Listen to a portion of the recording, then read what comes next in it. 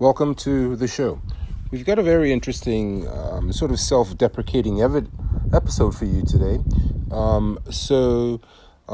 If you're on the American side, please bear with me, and don't let your sort of temper or yet loyalty to the country affect your realism or the facts of the matters that might be.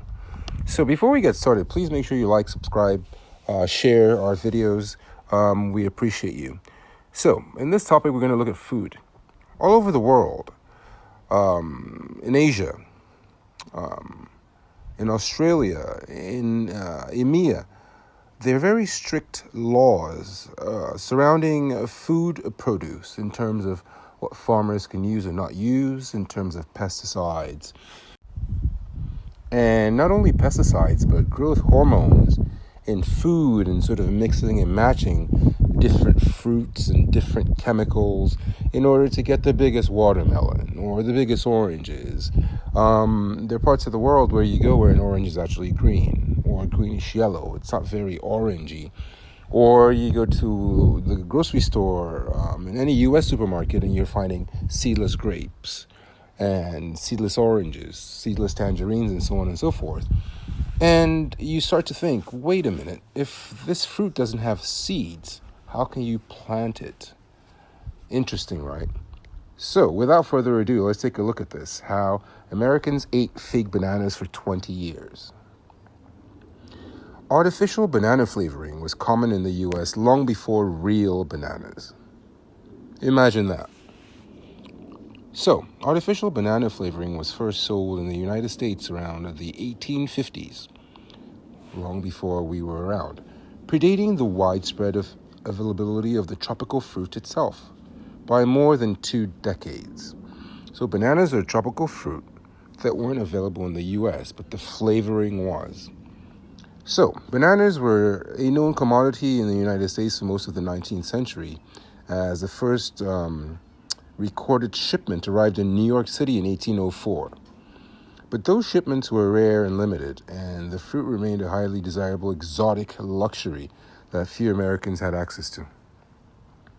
In an effort to capitalize on these culinary curiosities, a so-called banana essence was created and sold in the U.S. by 1855. This flavoring was added to sugar candy and marketed as a purportedly authentic alternative to the fruit itself. Before advances in shipping and refrigeration made it easier to import bananas en masse, right? Can you imagine back in the day, by the time you can get bananas across the Atlantic from a tropical region, they would have spoiled. So real bananas only became widely available in the United States beginning in the 1870s. Wow. And is noted by historian John Culinary in his 2005 book, Banana Cultures. The fruit was slowly but surely introduced to the country through Central America via small-scale farms in Cuba and Jamaica.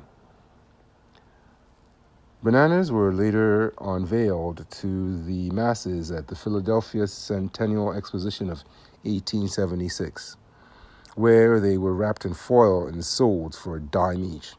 Now, think about that. A lot of Americans aren't very friendly with Cuba, or, the Caribbean even sometimes.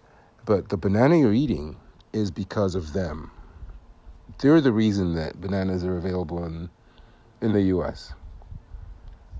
And so the fair helped the formerly exotic fruit to gain widespread popularity throughout the U.S. decades after the artificial flavor first came on the scene. Very interesting stuff. The more you know, the more wise you are. So that brings us to the end of this short episode. Please make sure you head over to buymeacoffee.com/SamsonKing to support us. We appreciate it. Keep learning, keep listening, and as always, thanks for stopping by, and we'll see you next time.